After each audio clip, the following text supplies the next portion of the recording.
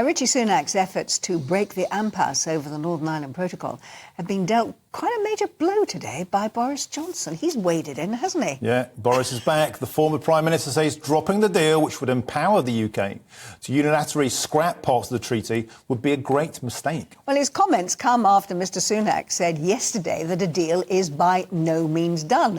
So let's get some reaction to this. The author, broadcaster and journalist Eamonn Mallie is joining us now. Eamonn, Boris throwing his hat in the ring again. Of course, it was his decision to have that border down the North Sea as part of the protocol. Do you agree that he's got the right line on this, or should we be backing Rishi Sunak for some different form of protocol? Well, I think it's an extraordinary step by Boris Johnson to intervene at this point while the Prime Minister is in the depths of negotiating with Europe. Well, it's not the first time he's done this. We must realise that he has been flying in and out of Ukraine, almost upstaging the Prime Minister before he had his seat in his feet on the ground in Downing Street. So this sort of intervention, I don't think, is constructive at this point in time. Sunak is up against it at so many levels, and I think he could do without the intervention of Boris Johnson in essence. OK, just talking through some of the technicalities here for our viewers who may not know the importance of the Northern Ireland Protocol bill, which, of course, gives Britain the power to cherry pick, if you like, bits from the legislation it doesn't like. So for example, on clause 20 is about supremacy of the ECJ. DUP don't want that, and that's a key thing remaining in Britain's hand. And Boris is basically saying if Rishi drops this, he'll be handing power back to Brussels. Is that right? If anyone indulges in absolutism here, there will not be a deal. I lived through every twist and turn of the Good Friday Agreement. Mm-hmm. Now, you can take it from me, as somebody who has studied in great detail, who's read the papers of the Good Friday Agreement, you will find at the end of the day here, anyone adopting a position of absolutism, and if that's the position being adopted by the Democratic Unionist Party or Boris or anybody else, there will be no deal.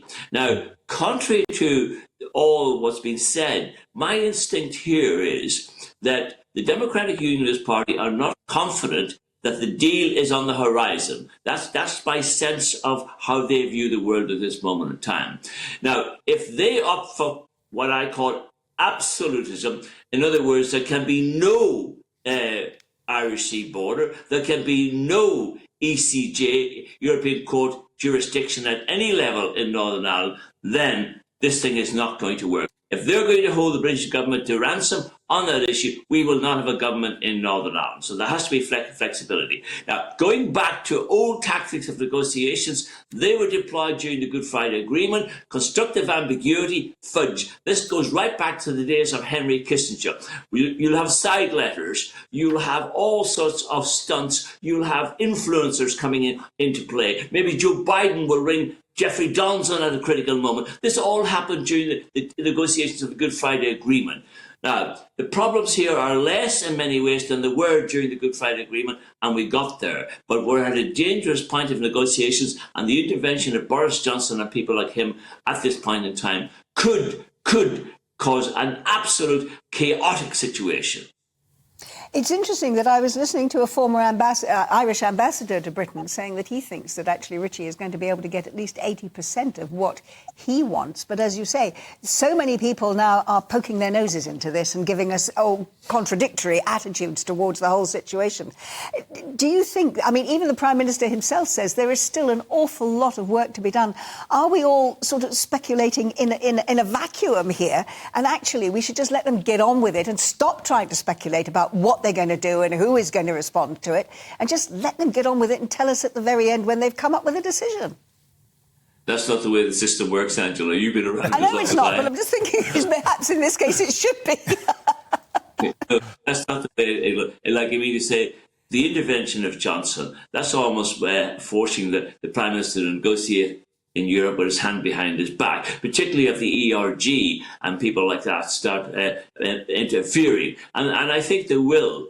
Now, the Democratic Unionist Party is in a difficult position here.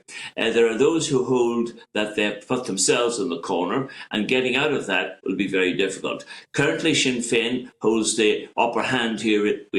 Michelle O'Neill is the First Minister-elect. That's going to be potentially problematical for the Democratic Unionists. Even if we had a resolution here, there will be those who would say that Jeffrey Johnson should not go into government if Sinn Féin have the upper hand. So that's another problem with which he's going to have to deal down the road. So those making life difficult for Jeffrey Johnson and for Rishi Sunak now are doing us no favour here in Northern Ireland.